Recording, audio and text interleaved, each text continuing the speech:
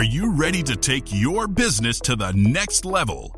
Every day there are countless books and articles that are published offering the key on how to make your business a success. It's easy to feel overwhelmed trying to keep up and run your business. That's why Deb Creer created the Business Power Hour. Keep up on the latest trends, best practices, and techniques for how to make your business a success. Let the Business Power Hour do the heavy work for you. Good morning. Good morning. I am Deb Creer, and I am passionate about giving professionals the tools that they need to make themselves and their businesses as successful as possible. And oh my gosh, I am so excited for my guest today. We already had just a heck of a conversation in the pre-chat. And so we're going to have a great time with our discussion today. But please join me in welcoming Maria Doughty to our program today. Welcome, Maria. How are you? Oh, fine, Deb. Thank you so much for that kind, warm, quick welcome. Yes, we had quite the conversation, and I'm excited about kind of maybe stepping into some of those pieces that we talked about and continuing on into areas that we hadn't had opportunity. I love it. I love it. And of course, for those of you who are just listening, you need to know that we got two gingers who are chatting here. So you never know what way this conversation is going to go. So Maria Doughty became president and CEO of the Chicago Network in 2020. She served as a director at Allstate for nearly 25 years, most recently as their director of public policy and corporate counsel, before taking the helm of Chicagoland's most influential executive leadership organization, which is home to more than 500 women at the forefront of the city's business, professional services, cultural, nonprofit, and educational institutions. Well, oh my gosh, Maria, you have a heck of a lot longer bio than that. So tell us a little bit more about how it is that you got to where you are today. Deb, thank you for the question. And, thank you. I know I'd said this earlier when we spoke. Thank you for your dedication to really telling stories and sharing, because what I've learned in my particular role over the years is that it's really important for people to share their experiences so that they know and understand that other people are going through the same things and that they're not alone. So thank you for your dedication to that important piece. How did I get to where I am today? It was not a linear path. And that is for sure. I think many people will say that it's not a linear path. But I have to say that when I look back, there are clear breadcrumbs, or I will say that those neon glowing arrows, go directing walk me this way. And I also learned that your past really shapes your future. And I know that is a cliche of sorts, but it's really true in my case. I'm the daughter of Italian immigrants who came to the U.S. with very little formal education. They had no English language skills at all. I have to add, though, they are two of the smartest people. Of course. They had grit. They had perseverance. They had a tremendous work ethic. And all of these things are things that ultimately they instilled in me and my sister.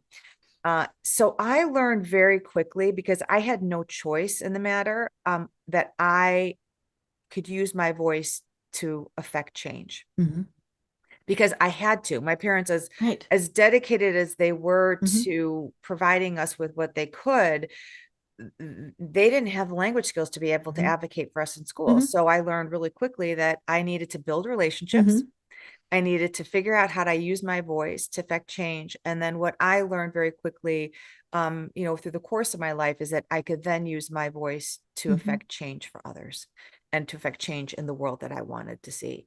And I think that really led me to my chosen profession as an attorney. And led me to going to down that path. And I had this wonderful legal career. Both I did the law firm piece, and then I was very fortunate to move to Allstate, and I was there for 23 years before I moved over into this role. And I get asked this question a lot. You stayed at a company for a long time, right? And I recognize that that is not the case now. And we could talk about this. I look at some of the younger generations, and they tend to move and to various roles. I think that's fantastic. I think for my generation, and maybe you felt this too, where I was so loyal, right? Loyalty was far more valuable. And our parents got a job and stayed there forever. Totally. Exactly right. So, but the reason why looking back that I stayed at Allstate for so long was because I was so fortunate. They never pigeonholed me into one space. I love it. So I got to climb the ladder, but I also had different experiences throughout my tenure there. And I was very fortunate to have that. They also did something really important. And this is one thing that I really want us to talk about at some point, is they supported my passion for servant leadership. I love it. My passion for civic leadership and the importance of understanding that you are given gifts.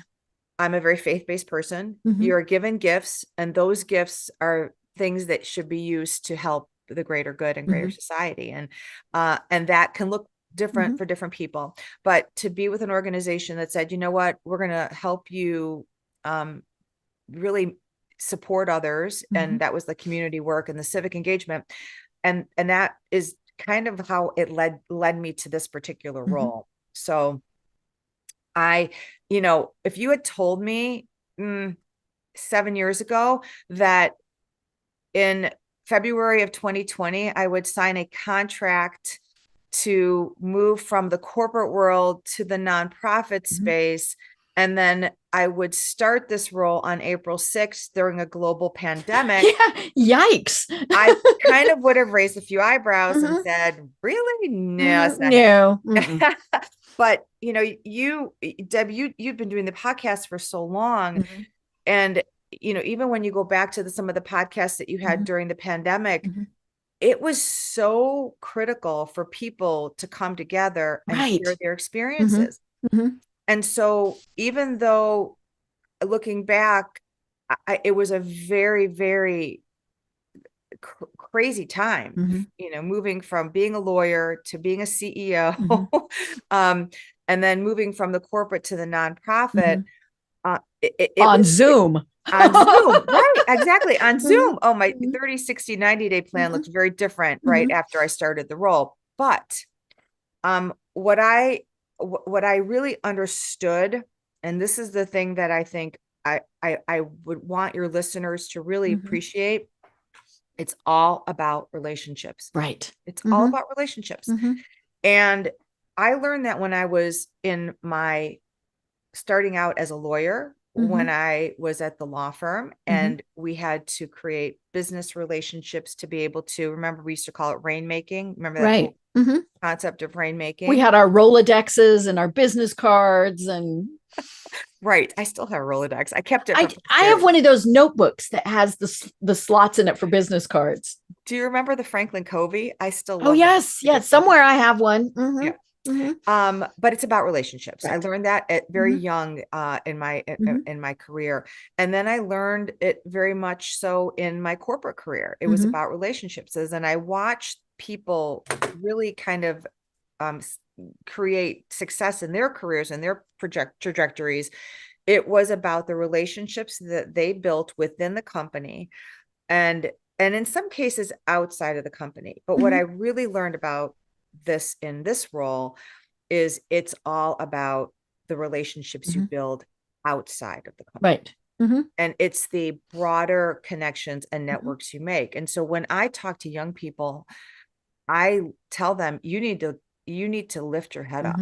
And lifting your head up means looking outside the organization that you are in and meeting and building your community with people who are not in your sector, who are not in your industry, who are not, in your sphere. And those are the people that will really truly change your life. And that's kind of what I've learned in this role, is the beauty of the role that I have in the Chicago network, which, thank you for saying, it is the most prominent executive organization in Chicagoland of these extraordinary women. I mean, I have 550 of the most powerful and I was influential. looking at the bio of your board. Oh my. They're pretty extraordinary. The common thread with each of them, because it's an invitation only organization, but they all, in order to be a member of the network, you must be civically engaged. And that's not just writing a check. Right. That could be important for some people. And of course, the financial support is it. It's about using the skills that you have to influence and change the community in which you live and the world that you want to be living in. And so all these women are using their talents to really make the world a better place. And when I learned that about the network, I was, okay, that's the group I want to be on board. Yep. It was it. I was totally on board because they're brilliant women. They're incredibly, they have experiences beyond experiences, but they are bound to this common thread of civic engagement and understanding that there's things bigger than them. So that's kind of how I ended up being where I'm in. And it has still been a wild ride. But I think for me, what I've learned is that every interaction is important, that it's important you're willing to learn from others, and that do not think that those quick interactions that you have are sometimes insignificant, because they are not. Right. And I'm a big proponent of LinkedIn. I think it's a very powerful tool for business folk to use. And it has brought and is being used by so many people globally to connect with others who are similarly minded, and actually people who want to learn from each other. Right. I love it. Excuse me. Well, first of all, I think our parents knew each other because mine were very strong on you volunteer. And I'll be honest, my mother was the guiding force of our family. Now I'm an only. But she set this example for me that was just absolutely phenomenal, right? She served on our town's planning commission. That's not as impressive as it sounds, because our town had 800 people. But I mean, it was what she, really instilled in me is exactly what you did. I mean, she started Girl Scouts in our county, and all sorts of things like that. It was really bizarre. So I'm from Colorado, and the Colorado councils, and now this is when I was in second grade, so it's a while ago. They didn't want this little group of people way up in the middle of the mountains. And so we became part of the Wyoming Girl Scout chapter. So it was very strange, but, and she served on their board for many years and all sorts of things. And I remember her saying, you need to go and do. And part of that was she just didn't want me sitting around. Right. And I think there's a huge benefit to that. Folks, put your computers down, put your phone down, turn your game off, and go volunteer. I don't care what you're doing, walk dogs, do whatever. But she taught me how important it was to be involved. And then as I got to be, more of an adult, I really started using LinkedIn also. And I work with those who are in high school and college on their LinkedIn profiles. And one of the things they always say is, I want to do X, but I don't have any experience. And I tell them, then you need to volunteer. It is the best way to get experience. And plus then you're making all those connections, you're learning those skills, all of those things. And just because you're not paid for it doesn't mean that it's not very valuable. I could not agree with you more. And I think volunteerism is really at a core to who I'm at.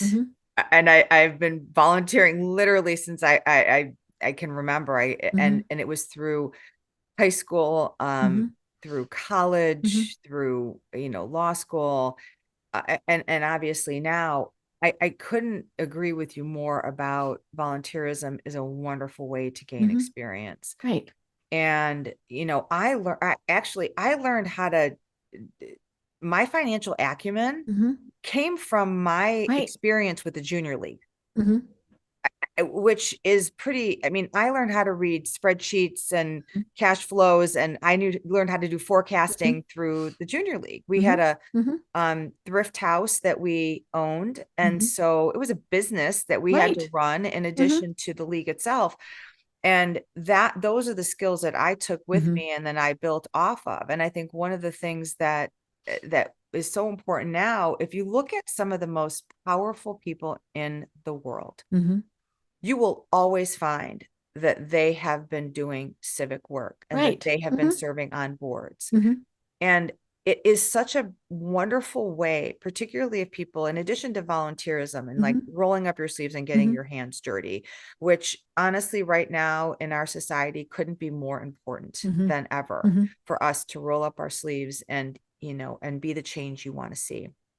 Right. But I also talk about this with so many people that in order for you to gain experience on how boards function, the governance of an organization, the financial side of an organization, raise your hand and serve on a nonprofit board. Right. Because it is a wonderful training ground for the experience that you, if you're so inclined to serve on a for-profit board, it is a wonderful training ground for you to be a wonderful independent board director.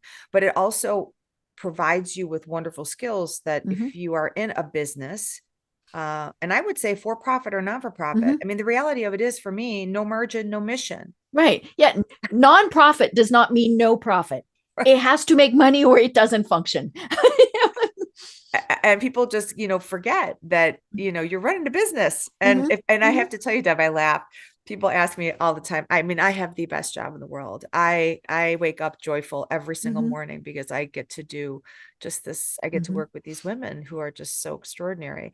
But and I want to talk about the work that we're doing because I think it's really important to understand, to your point, nonprofit is also means that there's work to be done in what you're doing, just like any organization, right? I mean, if you're selling whatever you're selling, it really is about the services that you're providing to consumers or, you know, fill in the blank, whatever, whoever your stakeholders are. The same thing with the nonprofit space.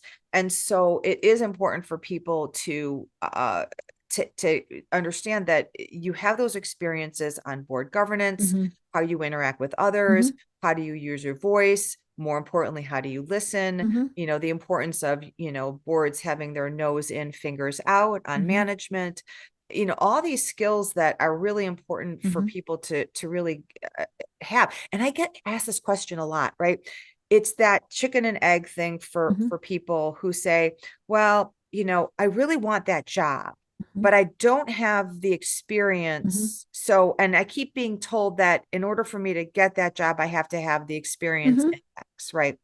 Well, nonprofit work and board service is the best way to get the experience because you can say, you know what, I do understand what it is to manage risk because we were dealing with X, Y, and Z in this company. And I know if you, again, when you look at like the most powerful leaders, they are all civically engaged. And if you want to be in those rooms, if you want to be in the rooms at those C-suite levels, you need to be in those civic rooms as well. Right. And I've learned so much sitting in those rooms over the years. And I think, you know, it's funny, we're doing a lot of talking, but I normally do a lot of listening. So it is, you know, it's the importance of really, really listening to what others are saying, because you will learn so much from watching and listening and being in the room. It really truly is about getting yourself into the rooms one way or the other. Right. You know, and it comes back to what you were saying initially. When I started serving on boards, and I've served on several, I looked at who the other board members were. And even if I was just volunteering, you know, at a lower level, I looked and went, oh, those are people I need to meet. And, you know, and totally self-serving, right? But it was also, I didn't do it just for that. It was like, I value that organization. I value what they do. And sometimes it was fun. You know, I used to live in Colorado. and moved to Atlanta. And I noticed you went to Emory. We didn't even chat about that. But when I was in Colorado, I went to the University of Colorado. I also went to Colorado State. But when I graduated, I thought, okay, I need to serve. I mean, that was the thing. How are we going to give back? And so I got involved with University of Colorado with their buff clubs. The buffalo, is the mascot. And I did. I looked at exactly who was on the boards, and I thought, those are people I want to know and people I want to meet. I ended up being in charge of the Denver Buff Club. I was the president. And I believe still to date, I'm the only woman that has ever done that. And, and it used to be so funny because these little old men would toddle up to me and they would say, honey, do you know football? And I would say, yes, sir. And I could talk just enough so that I, could, but so I enjoyed what I was doing, but we had huge budget.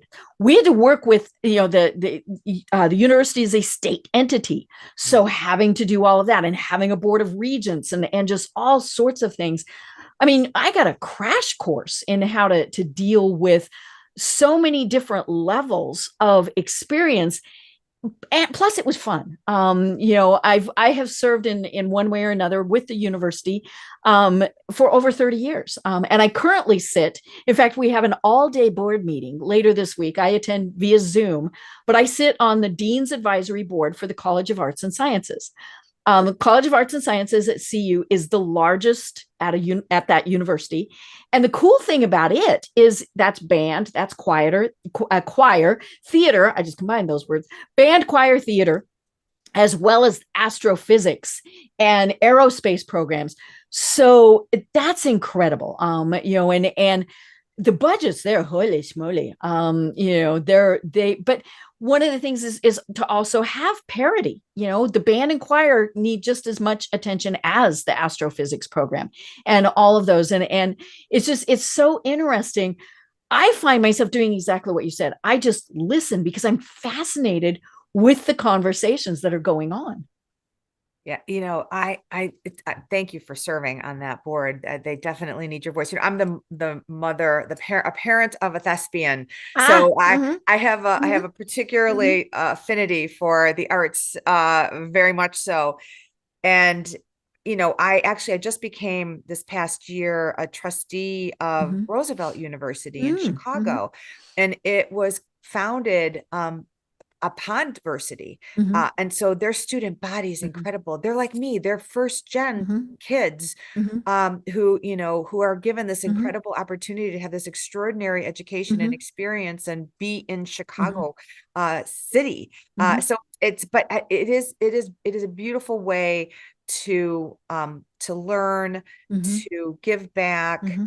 So I would encourage everyone to do it. And I think, I know you have some global listeners, and I know things are sometimes different in different countries, but I know from a business standpoint, most organizations have a toe or maybe a hand or a foot in different things that they can do within those organizations. So even if you can't find your way to like a big, civic board, you may be able to do stuff within your organization. And I would encourage also, I've been doing more of this too, figuring out ways to, as a U.S. citizen, to find ways to serve on international. Right. My neighbors do that. They serve on a board in South Africa, and absolutely love it. It's called Mission Vale, and they actually got involved when they lived there and then transitioned. And of course, their role has been, how do you expand it out of South Africa?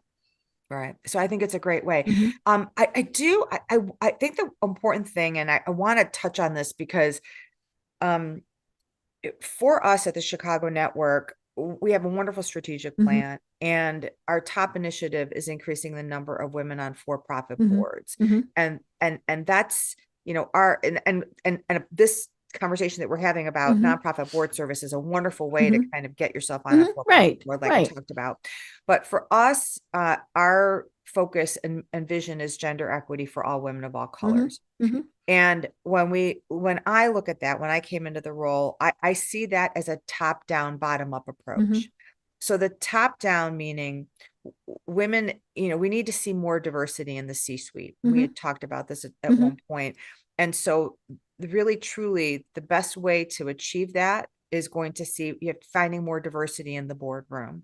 And we need to see more women in those boardroom seats, because we know that when you have women in those board seats, you're going to see more women in the CEO role. Right.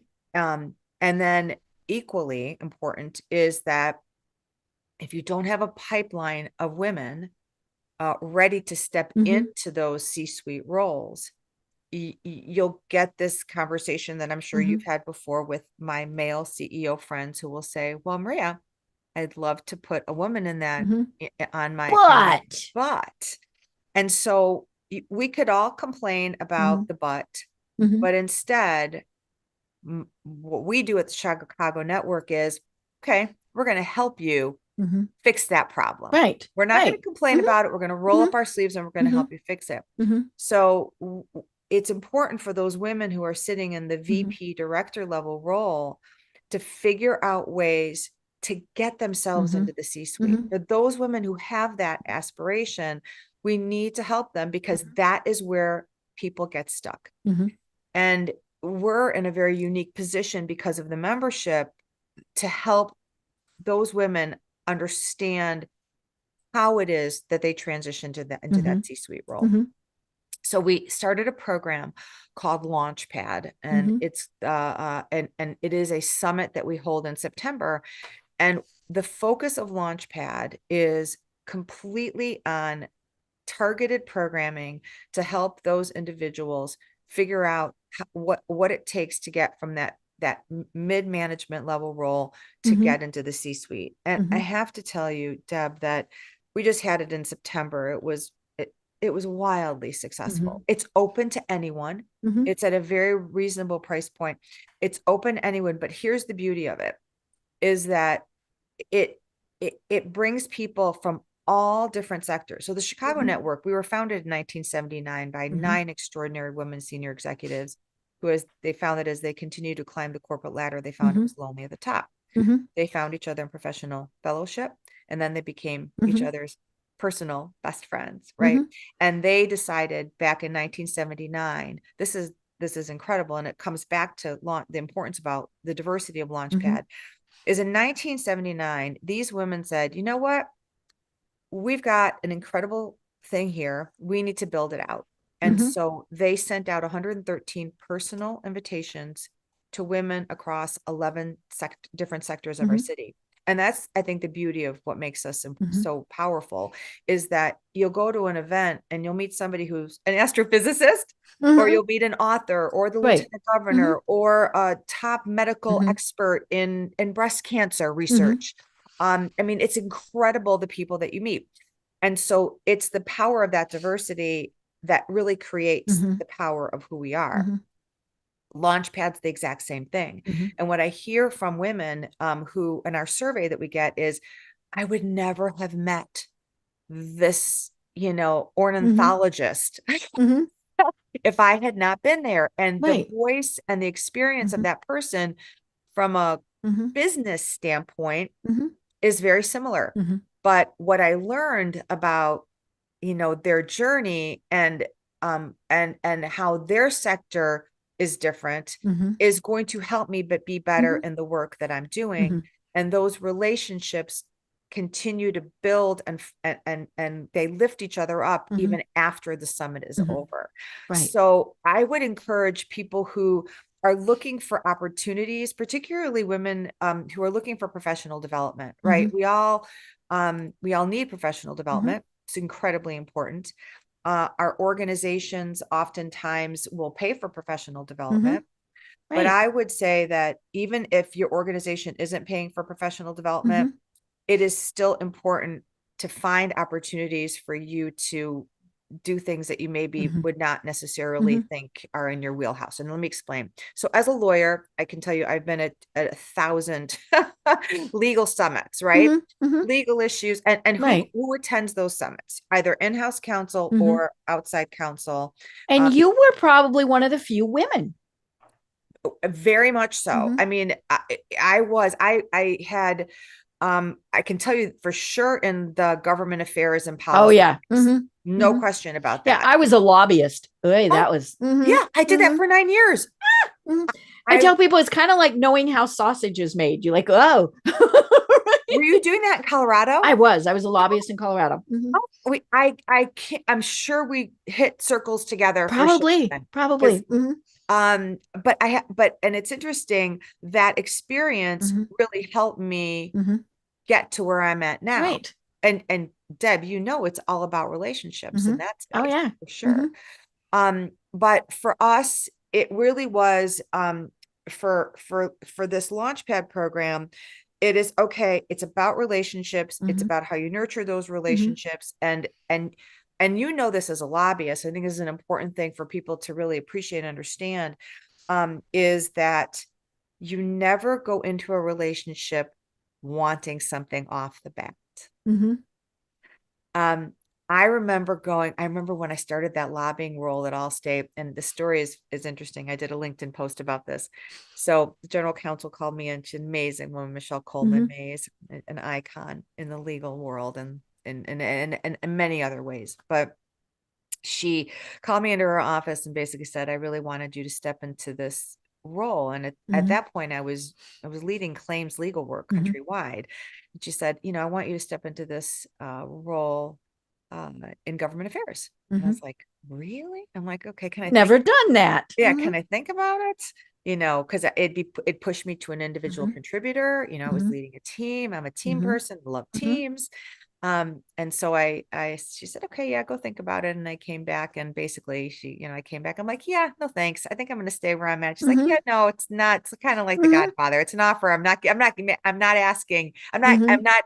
I'm telling, so to speak. And that was a turning point for me, because I then realized that my skill set was about people. Like I knew it in my head, but you never think, what is the job that I'm going to do that is going to really like lean into my incredible strengths, as both business skills, legal skills, personal skills, all that stuff.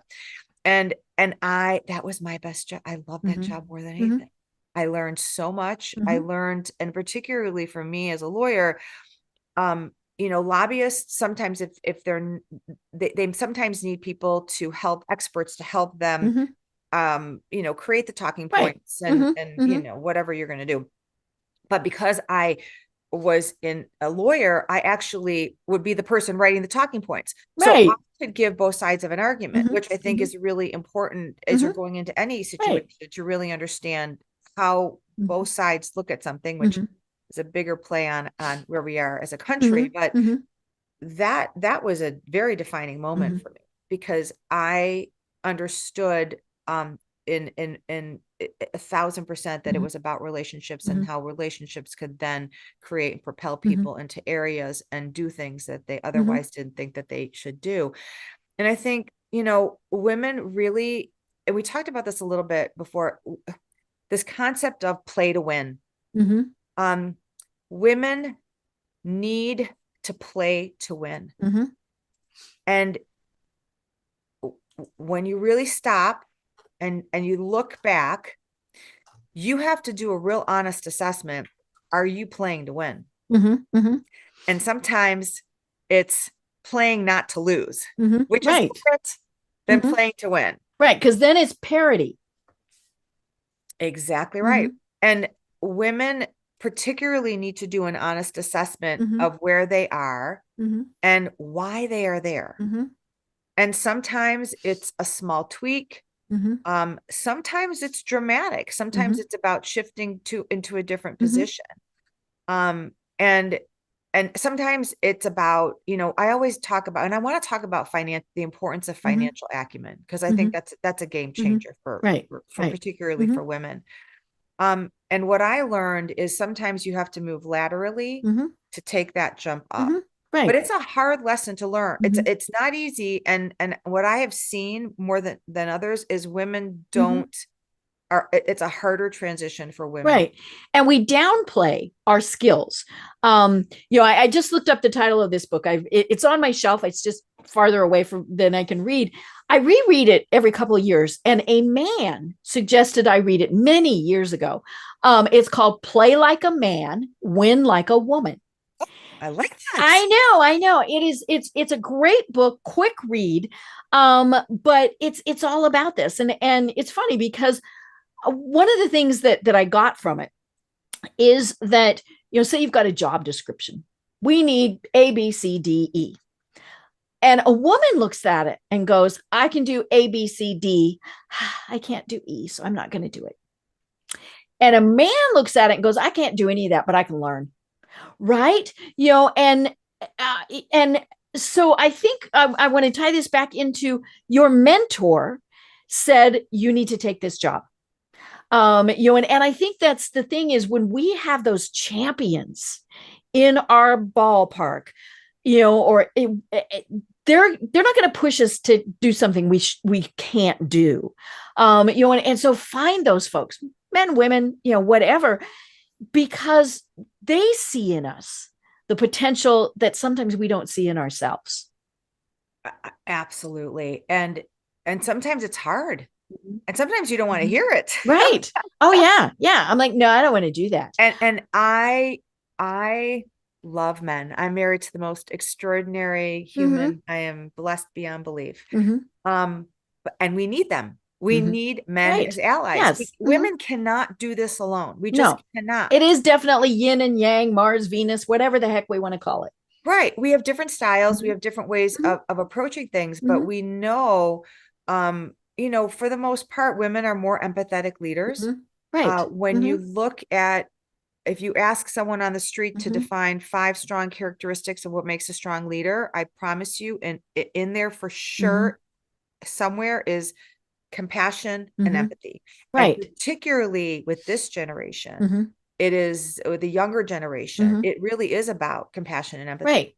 And what I learned very early on in my career, and actually this was a wake-up call really early, is that I thought, I'm such an empathetic person. I'm very Nope. I would recommend people there's so many assessments out there. Pick one, it doesn't matter what it is. And then do an assessment on whether you are truly empathetic. And I guarantee you the number will be lower than you think it is going to be. And that to me was a big wake-up call because empathy is very different than being compassionate. It's very different than being sympathetic. Empathy is a beautiful virtue that I think is something that leaders particularly should strive to be. Right.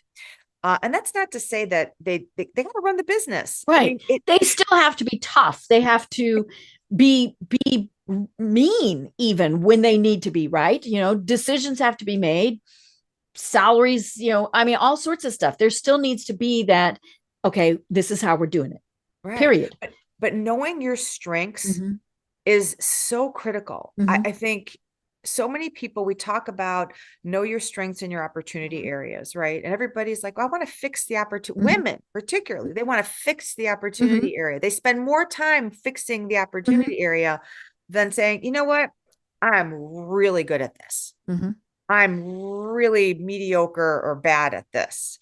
I'm going to find somebody to do the things that I'm not good at. And I'm going to really lean into what I'm good at. And that is such a differentiator. And so few people, I'm about continuous improvement. I am a lifelong learner. And I think many people who are motivated to do better in their world and their life are truly that way too. But I've also learned I'm really not good at certain things and I'm not going to ever be good at those things. And so delegate. Exactly. And women feel like they have to do it all. When I was a young lawyer and I saw some of these partner women who had a family and they had a thriving practice and they had a pedigree of pedigrees. And I was like, oh my gosh, I want to be like her. And then then you come to realize the background of what you're seeing, or what you're seeing is not really what's happening inside the house. Right. And that's okay, because we can't do it all, and Right. we can't have it all. You know, we talk about the work-life balance. I hate work-life balance as a No, term. because that means it's one or the other. Right. Yeah. You know, and remember that you and I are of the same generation where remember the commercials, and I don't remember who it was for, but it was the woman in her business suit. She was bringing home the bacon and frying up in the pan. And it was all about, she had to do everything by herself. You know, and it was about, okay, you know, you need to get out there, you need to do these things, but yeah. And I keep having people remind me that I need to delegate. Right. And all of these things. And I don't know why women think we have to do it all, because again, men don't. You know, I always look at sports as a great analogy. You have, you know, basketball, right? Football, whatever. You have a quarterback, you have a kicker, they all have their very specific things that they are experts in. And when you put it all together, that's when it works. Absolutely. You know, even if it's a single person sport like tennis, you know, golf, whatever, they're not alone. They have coaches, they have, you know, they have people who are working with them. They are never alone. Yeah. And I think, you know, you've seen the statistics about women leaving the workforce. We saw that massive shift during COVID. Right. And then, to be honest, I feel like we're pushing the boulder up, and it keeps landing on our head. But the reality of it is, it's so important for women to hear from other women and men, right, that we're all experiencing the same thing. What they're experiencing is not unique. And when you see someone who looks like you, who's experiencing the same things that you're experiencing and can make it through, it is truly inspirational. It is a role. Those are the role models that we need to see and to be. I want to talk about one thing for sure, because I think this is really important for people, particularly women, to listen and really take this advice. It is so critical that if you want to be a C-suite leader, you must own a P&L. You must own a P&L. There are not people who are sitting in the president role and the CEO of an organization. They have P&L experience. And I think there are so many people who, you know, whether they're in a shared service, right? Because this happens really with shared services. So you have people who love HR, that's great. People who love the law, like me, that's great. People who may be more in marketing. Well, they're shared services. They're an expense line item. They are not trying to figure out how to make money, although they're talking about maybe brand and maybe saving the company money, but ultimately on the bottom line, they're an expense item. That I always encourage women to find opportunities to own a P&L, even if it's for a project that they can manage start to finish, right? Because then they will be seen as truly a business partner. And sometimes, like I said before, you have to, it may be like a lateral move where you say, you know what, okay, I'm going to move to a business operation role so that I can get that P&L experience and manage a P&L. But then I am going to use that to be able to propel myself into the C-suite, which could be, you know, which could be a role as a general counsel or as the chief human resource officer.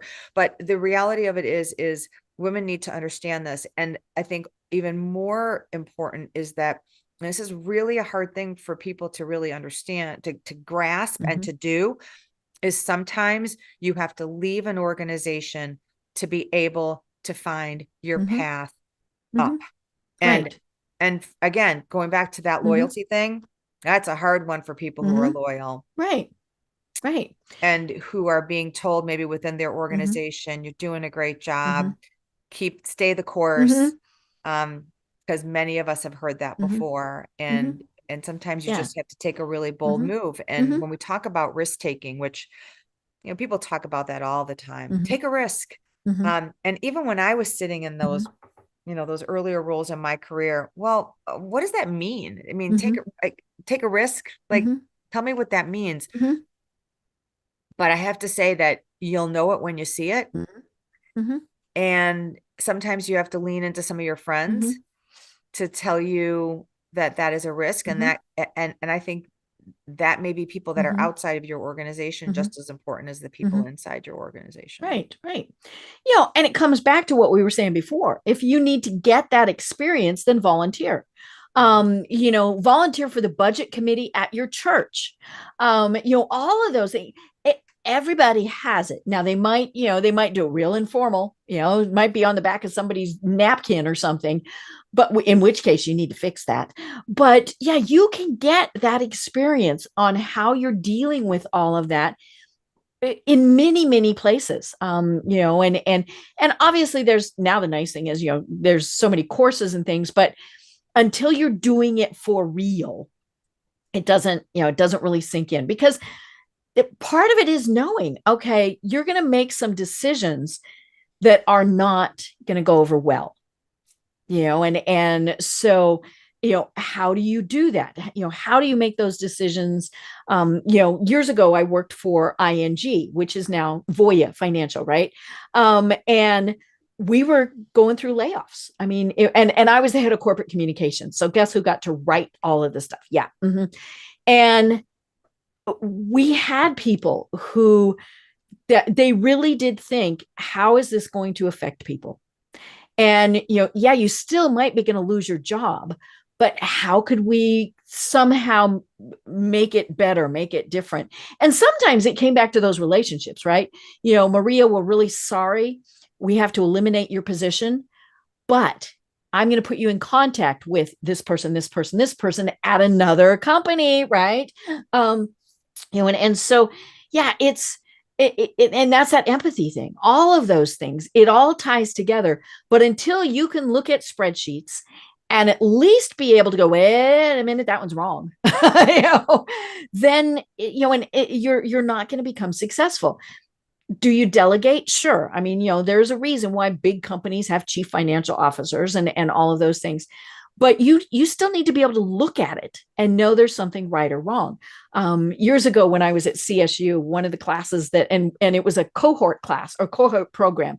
So we did not get to choose the classes we took. They said, you will do this, this, this. Actually worked out really pretty well. But so one of them was, and now this is long enough ago that it was videography you still had the big cameras, all of that stuff. And I remember telling the professor, I don't need to know how to do this. It looks really confusing. It's not something I want to know how to do. And he said, in what you want to do, you need to at least know if they're doing it right or wrong. Right? I mean, sometimes that's what it comes down to, is can you look at something and go, something's not right? No, true. I think, you probably really get this. It all also ties into your brand, right? And your brand is more than just, do you have executive presence? Right. I was in a room recently. We're doing a CEO succession set of interviews. And the person walks in the room and I was like, whoa, like I was blown away by her executive presence. And it was just the way she walked into the room. She was put together. She had this confidence of who she was, who she wasn't.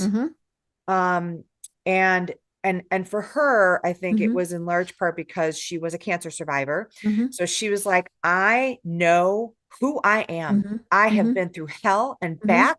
I know who I am. I know who I am not. And I'm going to be true to who I am. And I love that message, being true to who you are. Right. But your brand is not just about your executive presence, although that's important because it gives you that instant gravitas. However, it's really about, who are people going to say you are when you leave the room? Right. Right. And that is, are you going to be known as that empathetic leader? Are you going to be known as that resourceful person? Are you going to be known, Maria's a wonderful people person, but I don't know how much she really understands about the business world. She lets people walk all over her, or or she's really fun to be around, but I really don't get a sense of where her business acumen is. Don't let people define you in that way. You got to own your own brand. And I did an article recently about confidence versus arrogance, and the difference between confidence. Right. And there's that B word sometimes, especially with women, right? Right. But it's a fine line, right? it is not I mean, it's not, you can really go from one or the other pretty quick. Right. And sometimes people, will gender role the two, which is, it is unfortunate. Right. We could go and, again, complain and stomp our feet and cry, or we could, back to what we're talking about, play to win. Right. Play to Right. win. Right. Well, No, Maria, we've only got straightforward. about 10 minutes left, and I think we do need to talk about the elephant in the room, right? Yes. So, as we're recording this, it's November of 2024. The election is done. And now maybe I'm Pollyanna, but maybe it comes back from when I was a lobbyist. Things work out. And if you don't like them, then change them. If and if it didn't work, then keep trying, right? All of those various things. But I saw somebody, they posted on Facebook today, and you could feel their pain through the Facebook post. And they said, will we ever have a female president? What do you think? Absolutely, we will. We will have a female president. I am 1,000% confident that we will have a female president. I believe that for me, it's about, I want the right person. Right. And we're not saying that she wasn't the right person, but no. Yeah. But what I'm saying is, it's not about gender in my brain.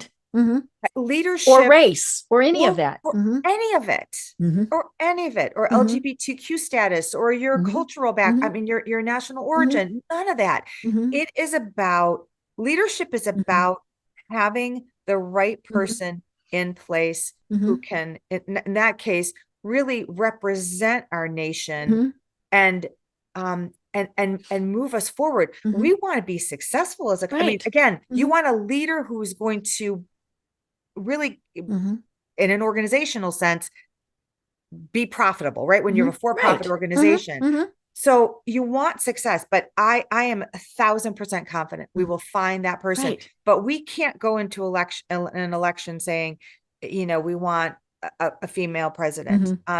We shouldn't be looking at checking those boxes. No. And when you talk to women, they want to be in a leadership role for their merit. They don't want to be the token. They don't want to be. I have to tell you, Deb, and this is kind of, for me, nails on a chalkboard, and it's unfortunate, it happens all the time, where women, when you'll see a press release and it'll be like, it's the first woman who's ever held. Oh, I hate those. Or the first Black male president. I mean, all of those things. First of all, it's disgraceful that that we're still having to have all those first. Exactly. That we're even doing that. Right. Okay. But I don't want that person to feel like that's the focus of what it is. Right. So yes, we will have a female president, and I do not think it's far from our grasp at all. I think, right now, women in particular I keep saying this concept of play to win.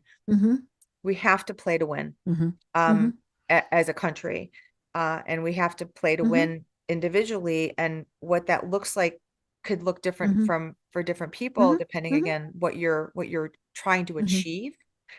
But there is definitely I think an energy right now where people, just like you said it, okay, they're definitely, half of the country is cheering, half of the country is unhappy. And you said this so beautifully, as a lobbyist, it's all going to work out. That's the one thing I learned. It's bumpy, but fundamentally, we live in a democracy. Right. And I saw it in my legislative experience where you had two sides, and for me, the most important thing is you have to listen to each other. Right. And be respectful. All the things we know are part of how we are supposed to operate. And I really, really hope, and I am hopeful on this. I am 1,000% glass half full on this. Right. And I think it's all incumbent upon us that if we want that world, we have to play in that same way. So we all have to lose the rhetoric in how we speak.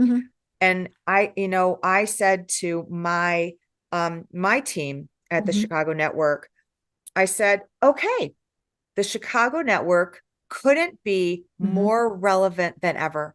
Oh, most definitely. We are and how fun and cool is that? That Right. we have so much work ahead of us. I am excited about what the future is going to hold. We're going to roll up our sleeves and we're going to get it done. And I think that's the energy we need to have. Oh, yeah. Oh, yeah. You know, you mentioned glass half full, glass half empty. My favorite is the point is the glass is refillable. Right. Oh, can I use that one? Deb, you may. I have no one. idea where I stole it, but yeah, I mean, that really is the thing. You know, it's not that it's half empty, half full. It's refillable. You know, and so, you know, with that, oh my gosh, Maria, we could go on forever. This is why I set a timer, and we will have you on again because I think there's so many things that we need to continue talking about. Because like you said, we need to show women and men what is possible. And you only do that by having those discussions, you know, and making sure that people are thinking about it and going, yeah, you know, I tell people, my DNA is British, Irish, Scotch, right? And so, or Scottish, yeah, it's the drink too, but and you know, and I love, you know, Margaret Thatcher. I love the Queen, all of those things, and to me, they were perfect role models for women.